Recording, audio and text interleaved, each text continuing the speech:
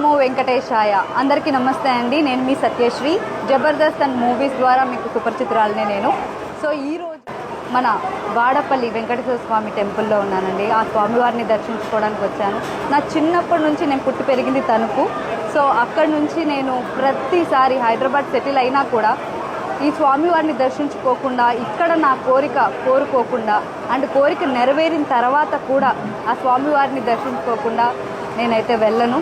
So 7 వారాలు 7 శనివారాలు 7 ప్రదక్షిణలు చేసి ఆ స్వామివారిని ఏదైనా మొక్కుకున్నా, లేదంటే మన కష్టం చెప్పుకున్నా 7 శనివారాల తర్వాత ఆ కోరిక నెరవేరుతుందండి.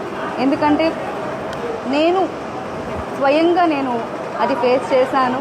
చాలా బాగా, ఎప్పుడు వచ్చినా చాలా ప్లెజెంట్గా, అక్కడ తిరుపతి వెళ్తే ఎంత హ్యాపీగా మనకి పీస్ దొరుకుతుందో ఇక్కడ కూడా అలానే మన కోరికల్ని నెరవేరుతూ మనకి ప్రశాంతతగా ఎప్పుడు వచ్చినా నాకైతే చాలా బాగా దర్శనం అవుతుంది. ఈరోజు కూడా చాలా బాగా దర్శనం అయ్యింది.